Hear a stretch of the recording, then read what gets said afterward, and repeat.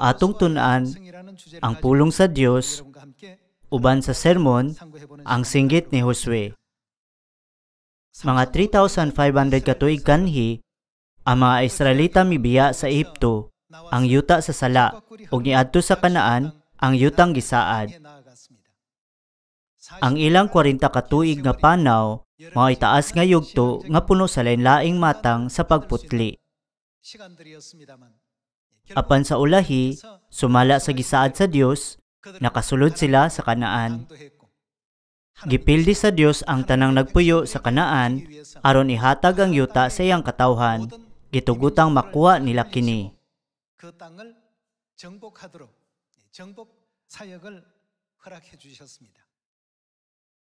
Sa tibuok proseso, ang Dios naguban sa mga Israelita ug ang ilang pagsakop natapos nga walay kalisdanan. Atong masubay ang ilang panaw diha sa basahon ni Josue.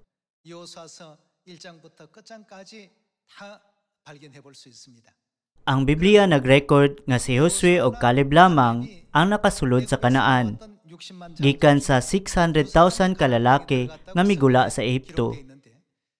Adunay espesyal nga butang bahin kanila.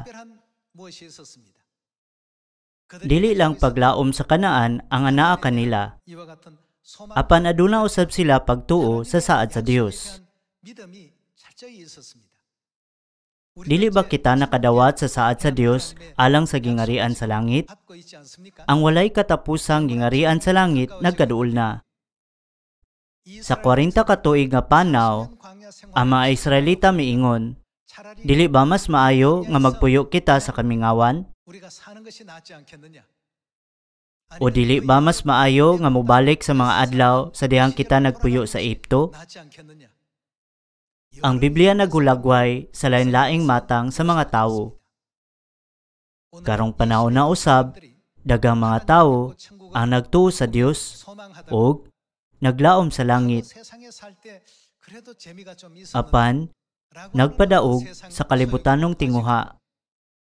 Naggunaw na sa nangaging kahupayan o gibuhian ang gingarian sa langit. Ang Dios miingon nga si Josue ug Caleb adunay lahi nga panghunahuna. Tungod niini, siya misaad nga sila siguradong mosulod sa yuta sa Kanaan.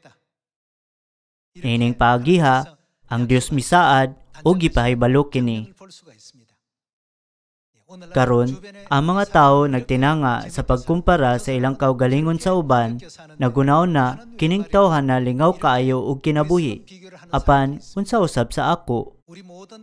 Dili ba kitang tanan nga anak sa Sion nakadawat sa giya sa Dios aron makasulod sa maymayaong kalibutan nga walay laing makasulod?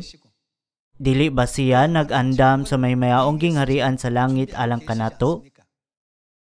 Kinahanglang mutuo kita niini nga saad. Dili kita angay magunaw na sama sa mga katawhan nga napukan sa kamingawan. Gihangyo ko kamo nga mahimong mahibalo sa atong direksyon karong panahona pinaagi sa kasaysayan 3,500 ka tuig kanhi. Sa Numbers chapter 13, ang mga espiya gipadala ngadto sa Kanaan ug mibalita sa unsay ilang nakita. Ang kadaghanan nagpakaylap og daotang balita, apan si Josue ug Caleb wala gayud. Nagpasalig sila nga mao kini ang gisaad sa Dios ug dili gayud kini mausab. Nahanaw na ang ilang panalipod, apan ang Ginoo naguban kanato. Ayaw kahadlok kanila. Unsa ang gisinggit ni Josue? Atong lamyon sila. Si Josue usab lagbit na hadlok sa mga anakim ang higanting mga kaliwat sa Kanaan. Walay kalainan kaniya sa ubang napulo ka espiya. Apan, ang kalainan anaa niini. Bisan man nagsama ra ang ilang nakita ug sila parehong nahadlok, si Josue ug Caleb adunay Dios sa ilang kasing-kasing ug gugot nga nagtuo sa saad sa Dios. Apan, ang uban galantaw sa ilang kahimtang, gibaliwala ang saad sa Dios ug nagpokus lamang sa mga problema sa tinuod nga kalibutan. Busa, sila miingon nga dili gayud sila makaatake sa kadtong mga tawo nga murag apan-apan lamang sila sa ilang kaugalingong mata. Bisan pa sa yuta nga gisaad kanila sa Dios, sila nawad-an sa ilang pagtuo sa Dios ug nawad-an sa kadasig. Ang kasaysayan nabalik sa atong panahon. Mga igsuon, unsa nga klase sa mga tawo ang angay nga kita mahimo? Dili ba angay kitang mahimong pareha ni Josue ug ni Caleb nga may pagtuo sa yuta nga gisaad sa Dios kay ihatag kanato? O kinahanglan ba kitang muhunong nga nagunaw na nga sila sama sa mga tawo o kita sama sa mga apan-apan? Niining panahon na, ana-anak kita sa maong sanga nga dalan. Ania kita sa sama nga posisyon sama nila. Kung dili kita magupot og lig-on nga paglaom sa gingharian sa langit, kita, usab, mahimo magunaw na. Gusto ko nga sulayan ka na sama sa uban, nga walay pag-andam sa atong pagtuo, nga makakita lamang og lain-laing mga problema. Ingon nga resulta, mahimo natong ibutang ang daghang mga tentasyon sa atong kaugalingon. Numbers chapter 14 verse 6. Ug si Josue nga anak ni Nun ug si Caleb nga anak ni Jephunneh, ang mga tawo nga mikuyog sa pagsusi sa yuta, migisi sa ilang mga bisti tungod sa kaguol. Ug miingon sila sa tibok katilingban sa Israel, ang yuta nga among gisusi maayo kayo nga yuta. Kung naimuot kanato ang Ginoo, dadon kita niya ni atong yuta nga tabunok kaayo, ug gitugyan niya kini kanato. Ayaw lamang kamo pagsukol sa Ginoo, ug ayaw kahadlok sa katawhan sa maong yuta, kay sayon ra nato silang buntugon. Mahanaw kanila ang ilang panalipod, kay ubanan man kita sa Ginoo, busa dili kita angay nga mahadlok kanila. Mao kini ang singgit ni Josue. Atong lamyon sila. Kung nahimuot ka nato ang Ginoo, dadon kita niya ni atong yuta nga tabunok kaayo ug gitugyan niya kini kanato. Niining paagiha, sila misinggit nga bisag unsa pa kalig-on ang ilang mga kaaway, bisan unsa pa kadili mabuntog ang ilang mga kuta, ang Dios misaad nga ihatag ang yuta ngadto sa mga Israelita. Sila adunay hingpit nga pagtuo sa saad sa Dios. Ug kining duha lamang ang nakasulod sa Kanaan. Taliwala sa 600,000 ka lalaki nga nag-edad og 20 anyos pataas nga migula sa Ehipto, duha lamang ang nakasulod sa yuta sa Kanaan. Gibuhat sa Dios kini nga kasaysayan 3,500 ka tuig na ang milabay, aron pukawon kita sa pagtuo nga kadtong adunay hingpit nga paglaom sa gingharian sa langit karon ang makasulod didto. Dili ba?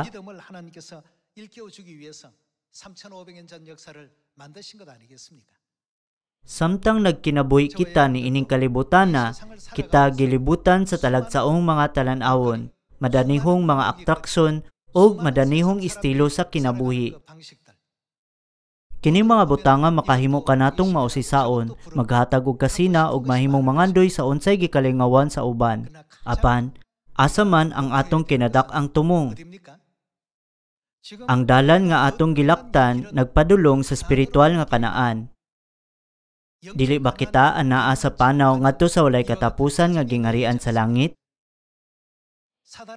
Giuyog ni Satanas ang atong mga kasing-kasing sa libo-libong mga butang sa atong palibot. Mga igsuon, kinahanglan nga magpabilin kitang alerto. Imbis nga magunaw na, dili kini usa ka dako nga butang. Dili ba ang tanan nagbuhat usab niini? Kita kinahanglan nga mutuo nga ang atong mga kinabuhi lahi sa uban. Kinahanglang mo apil kita sa singgit nga gihimo ni Josue ni adtong panahona. Atong lamyon sila. Dili tungod kay si Josue adunay dakong kaisog ug gawod sa pagpalihok sa usa ka kasundaluhan nga siya misinggit niini. Kumbinsido siya nga, bisan pa sa iyang mga kakulangon, ang Kanaan siguradong maiya sa mga Israelita. Tungod kay ang Dios nagsaad nga ihatag kini kanila. Ingon usab niini ang gingharian sa langit. Kung kita adunay hingpit nga pagtuo sa gingharian sa langit o gugot nga mituo sa mga saad sa Dios, kita makabuntog sa lain-laing mga tentasyon. Kay kun dili, atong tan-awon ang kalibutan nga magunaw na. Kanang tawhana nagkinabuhi ni anang paagiha, ug kining tawhana nagkinabuhi nining paagiha. Sa sinugdan, ang mga butang sa gingharian sa langit unahon una. Unya kini mahimo ikaduha, ikatulo, ug guban pa. Mao kini ang paagi nga mga Israelita miyukbo sa bulawan nga nating baka ug nahaylo sa mga babayi sa Moab. Kinahanglan natong masabtan kung nganong girekord sa Dios kining makapamahay nga kasaysayan diha sa Biblia. Niini nga panahon, kung walay hingpit nga pagtuo sa saad sa Dios, sama ni Josue ug Caleb sa panaw ngadto sa langit ng Kanaan, kita pagalaglagon tungod sa lain-laing mga rason sama kanila. Ang walay katapusang gingharian sa langit nagkaduol na. Dili tungod kay gitamay ni Josue ang maong mga tawo nga siya miingon, atong lamyon sila, kundili tungod kay ang saad sa Dios nasilsil sa kasing-kasing ni Josue. Nagtuo si Josue nga bisag unsa pa kadako sa iyang kaaway, iyang sakupon ang yuta tungod kay kini saad sa Dios. Ug sa ingon, siya makasulod sa Jericho, ug ang pagpanakop magpadayon nga hapsay. Karon, pinaagi sa uluhan sa sermon, ang singgit ni Josue, pukawon nato ang atong kalag. Bisan pagdili 40 ka tuig kundi 400 ka tuig ang milabay, ang atong pagtuo kinahanglang dili mausab. Mapuanguron usab nga girecord sa Dios ang usa ka storya bahin kang kalib sa Biblia. Kadto mao'y human sa 40 ka tuig nga panaw sa kamingawan ug sa pagsakop sa Kanaan, busa mga 45 ka tuig ang milabay. Sanglit 40 anyos na siya sa dihang gitawag siya sa pagsusi sa Kanaan, niadtong panahona 85 anyos na siya. Bisan pa ni ana, ang iyang pagtuo sa saad sa Dios wala mausab.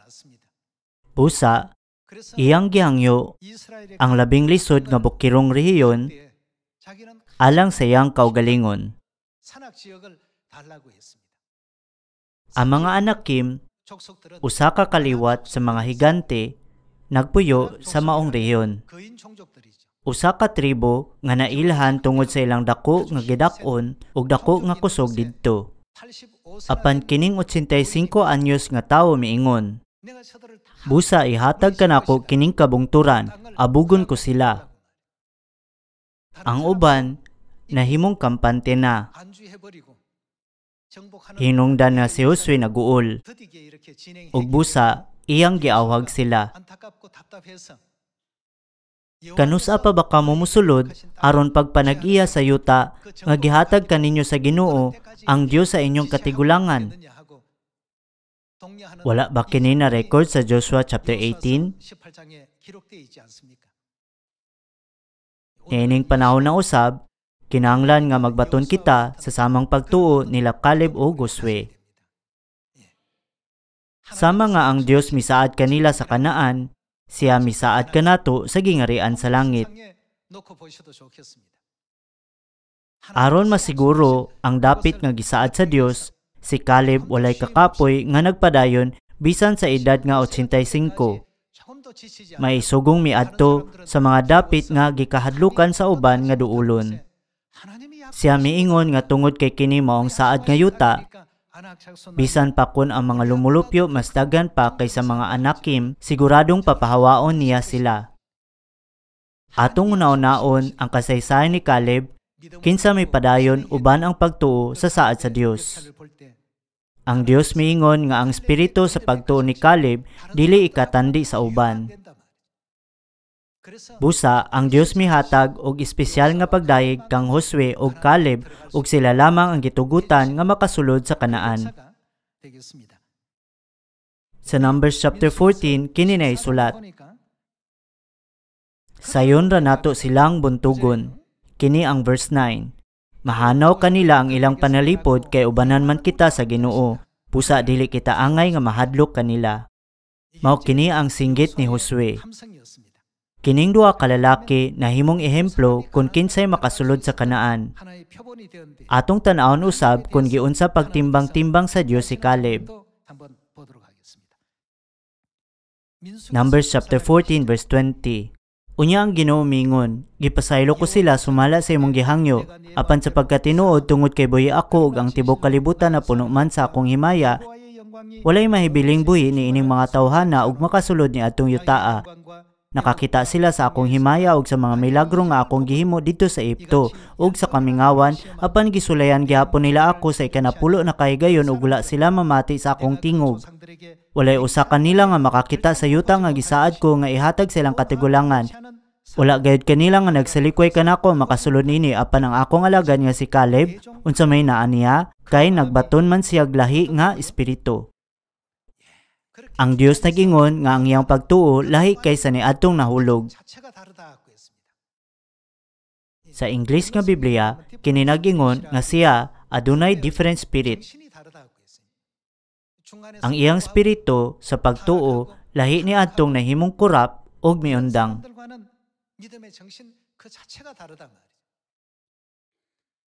Apan ang akong alagad nga si Caleb dadun ko sa yuta nga iyang giadtuan ug makapanagyan niini ang iyang mga kaliwat tungod kay nagbaton man siya lahi nga espiritu ug misunod kanako sa hingpit.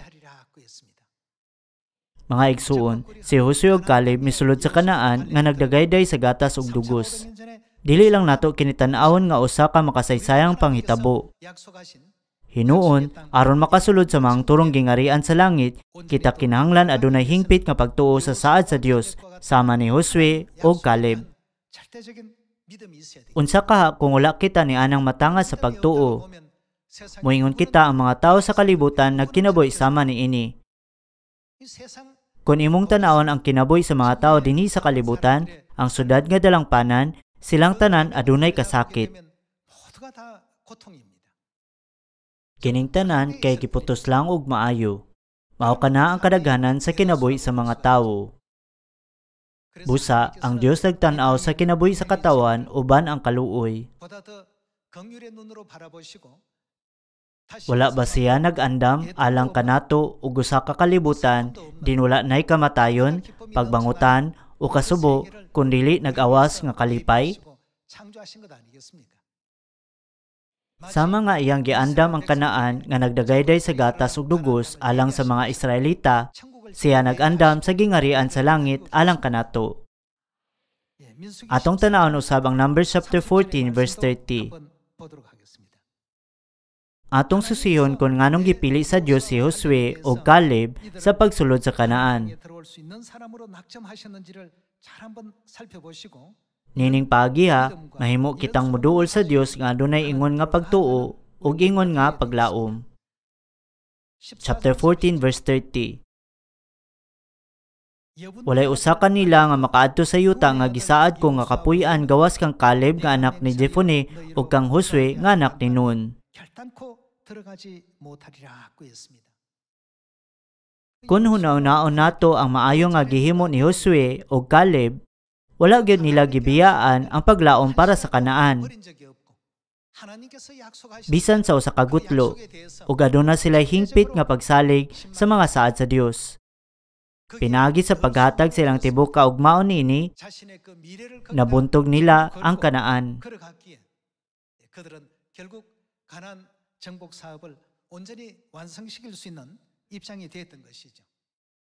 Mupadayon kita sa Joshua chapter 18. Joshua chapter 18 verse 3.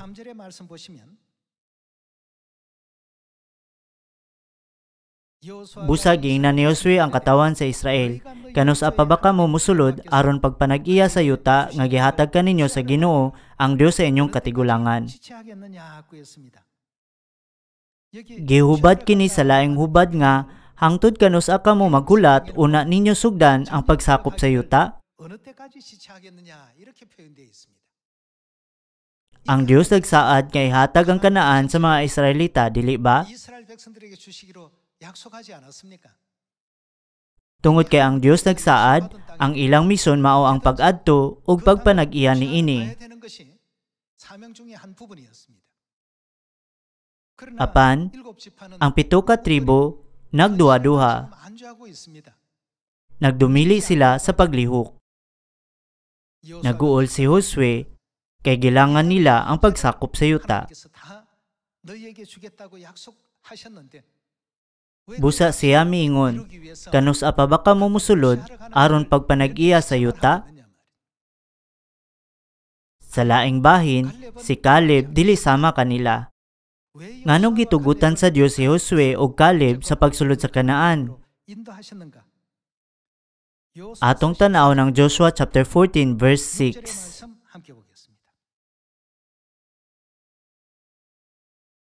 Ang katawan sa banay ni Juda miadto kang Josue sa Gilgal.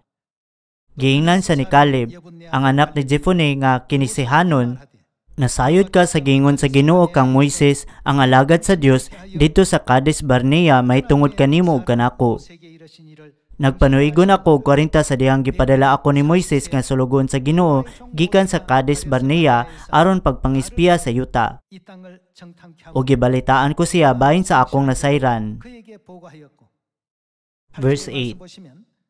Gihadlok sa akong mga kauban ang mga tawo. Apan, nagmasinugtanon ako sa Ginoo nga akong Dios. Unya, gisaaran ako ni Moises nga miingon, tungod kay nagtuman ka sa gisugo sa Ginoo nga akong Dios, ikaw ug ang imong mga anak sa kahangturan makapanag-iya gayud sa yuta nga nataakan ninyo. Miagi na ang 45 ka tuig, sukad isulti kini sa Ginoo ngadto kang Moises. Panahon kadto nga ang Israel milata sa kamingawan ug hangtod karon buhi ako tungod sa Ginoo. Tan-awa, 85 nang akong edad, ug basko gihapon ako karon sama kaniadto sa dihang gipadala ako ni Moises. Makasugakod gihapon ako sa pagpakigubat ug sa bisan unsa nga buluhaton. Busa ihatag kanako kining kabungturan nga gisaad sa Ginoo kanako niadtong adlaw sa pagbalita ko ug sa akong mga tawo bahin sa atong naispiyahan. Miingon pagani kita nga ang higanting mga tawo nga kaliwat ni anak nagpuyo sa dagkong syudad nga kinutaan. Kung mag-uban ka nato ang Ginoo, abugon ko sila sumala sa gisulti niya. Bisag 85 anyos na si Caleb, gipangayo niya ang yuta sa Hebron. Kadto mao ang rehiyon, di nagpuyo ang labing gamhanang mga tribo. Nagtuo siya nga ang Dios magauban kaniya tungod kay kana nga yuta mao man ang yuta nga saad. Samtang ang uban nagduwa-duwa, si Caleb sa edad nga 85 nga walay pag-ubos sa iyang pagtuo, miduol kang Josue ug mihangyo nga ihatag kaniya ang yuta kun itugot sa Dios. Kini posible tungod kay siya nagtuo nga ang Kanaan gisaad na sa Dios ngadto sa mga Israelita. Ug sa ingon, ang Dios mutabang kaniya sa pagpahawa bisan sa labing gamhanang mga tawo. Sa pagtan-aw niini, atong makita nga siya adunay lahi nga espiritu sa pagtuo kun itandi sa uban. Si Caleb kanunay nga miapil sa buhat sa pagsakop sa yuta, uban sa hugot nga pagtuo nga bisan ang usa ka bata makabuntog niini tungod kay kini mao ang yuta sa saad. Sa laing bahin, ang uban nagduha-duha. Gibati og kahadlok tungod kay ang mga kaaway tan-awon nga mas kusgan kay kanila. Unsa ka kadako ang kaguol ni Josue? Bisan tuod nga ilang nasakop ang daghan kaayong kayutaan hangtod ni atong adlaw, sila nagduha-duha sa pagpadayon sa pagsakop sa yuta. Kini tungod kay sila walay hingpit nga pagtuo sa mga saad sa Dios. Ang walay katapusang langit ng Kanaan nagkaduol na. Kinsa ang makasulod ni anang walay katapusang gingarian sa langit? Pinaagi sa storya ni Josue ug Caleb, ang Dios nagtugot kanato nga makabaton og gugot nga pagtuo sa hingpit nga pagtan-aw ngadto kaniya, musalig kaniya ug dili mawad-an sa pagsalig sa iyang mga saad. Palihog ayaw lamang pagpokus ni ini nga kalibutan. Gihangyo ko kamo sa pagbaton o gugot nga pagtuo nga naggarantiya sa mga turong kalipay ug mga panalangin sa may mayaong kalibutan din wala nay kamatayon o pagbangutan. Atong tanaw ng Joshua chapter 1.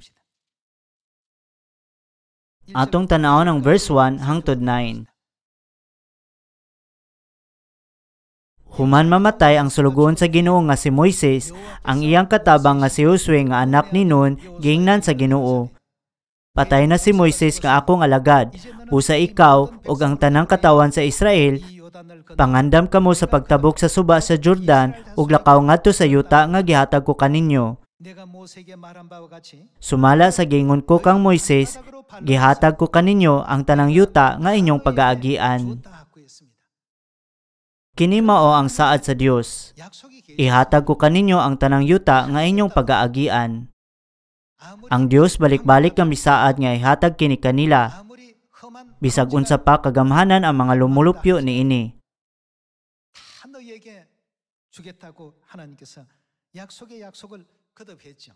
Verse 4. Ang mga utlanan sa mga yuta ninyo magsukad sa kamingawan sa habagatan hangtod sa kabukiran sa Lebanon sa amihanan ug gikan sa dakong suba sa Euphrates ug sa kayutaan sa mga Hitihanon sa silangan hangtod sa dagat sa Mediteraneo. Walay makabuntog kanimo sa tibok mong kinabuhi, maguban ako kanimo ingon sa paguban ko kang Moises ug dili ko gayud ikaw pakyason o biyaan. Liguna ang imong kaugalingon ug pagmaisog kay mangulo ka ni ining katawhan sa pag-ilog ni ining yutaa nga akong gisaad nga ihatag sa ilang mga katigulangan. Niining paagiya, ang Dios nagpasalig kaniya sa yuta sa Kanaan ug iyang gituman ang iyang saad sumala sa iyang pulong. Sa diyang huyang ang kasundaluhan sa Israel, nagpadala siya og yelo aron pilihon ang ilang mga kaaway. Ang Dios kanunay nga nagtabang kaniya sa bisan unsa nga iyang gibuhat.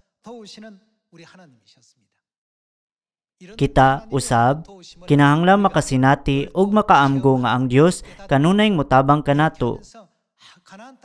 Sama nga si Josue ug Caleb nagbutang sa ilang bugos nga paglaom sa Kanaan ug nagupot og pagtuo niini. Kita usab kinahanglan maningkamot nga may sama kanila aron kita mailhan nga adunay espiritu sa pagtuo nga lahi sa uban.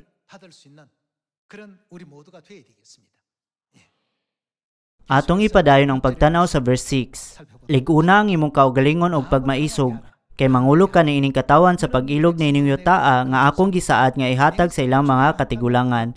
Verse 7. Apan liguna ang imong kaugalingon ug ayaw pagtalaw pagkinabuhi subay sa tibok balaod nga gihatag kanimo ni Moises nga akong alagad. Ayaw isalikway ang bisan unsang bahin niini ug mulampos ka bisan asa ka. Ayaw gayud kalimte ang basahon sa balaod. Kinahanglan nga tun-an mo kini adlaw ug gabii. Ug pagkinabuhi sumala sa tanang nasulat niini ug magmauswagon ka. Hinumdumi ang akong sugo nga magmaligon ka ug magmaisugon, ayaw kahadlok o kaluya. Tungod kay ako, ang Ginoo nga imong Dios, maguban kanimo bisan asa ka. Mao kini ang atong ebanghelyo, diin ang Dios kanunay nagtabang kanato. Kung atong susihon ang mataglakang sa ebanghelyo, ang Dios mao ang kanunay nga nag-abli sa dalan alang kanato. Una-una akong giunsa pag-andam sa Dios ang dalan alang kang siro. Giablihan sa Dios ang mga pultahan sa iyang atubangan aron mga gangan dili masirhan ug maputol ang mga trangkang puthaw. Sa ingon, naghimo sa sitwasyon nga naghatag og kadaugan kang siro. Sa susama, karong adlaw, kung kita adunay pagtuo sa mga saad sa Dios sama kang Josue nga misinggit, atong lamyon sila. Kita mahimong si Josue. Ang tanan mahimong si Caleb. Uban sa lig-on nga pagtuo, dili nato walaon ang gingarian sa langit bisan kadali. Unsa ka malipayon kadtong moadto sa langit? Kung kita adunay lig-on nga pagtuo sa langit, unsa kita ka malipayon? Karong adlaw, ako miani sa usa ka adlaw nga mas duol na ang gingarian sa langit. Sukad nako na imamat ang Dios, iyang giablihan kining may mayaong dalan paingon sa akong langitnong yutang na tawhan. Gianto sa mga Israelita ang ilang malisod nga mga kinabuhi sulod sa 40 ka tuig. Apan bisan pag ang 4 ka gatos ka tuig ang mulabay, dili gayud ako muundang. Uban ni ini nga pagtuo, kita kinahanglan nga mahimong si Josue niining panahon na nga nagpadali sa gingarian sa langit. Aduna ba'y lagda nga ang mga lalaki lamang ang makabaton sa espiritu ni Josue? Ang atong mga igsoong babayi mahimo usab nga si Josue niining panahon na. Kinahanglan nga aduna kita espiritu ni Josue ug Caleb nga giila sa Dios ug dili gayud malingla sa pagpatuyang niining kalibutana.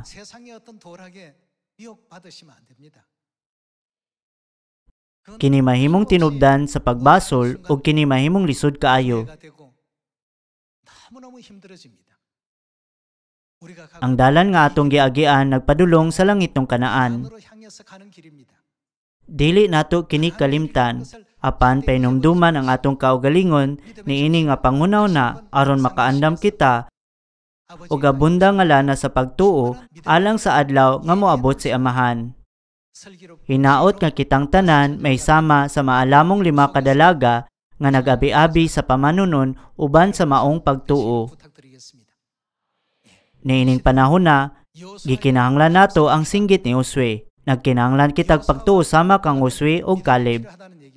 Naglaom nga walay bisan usa sa atong langitong mga sakop sa pamilya ang mawad-an sa ilang paglaom alang sa langit ug nga kitang tanan makadawat og daghang pag-abi-abi sa kalibutan sa saad. Gusto nakong tapuson ang sermon. Daghang salamat.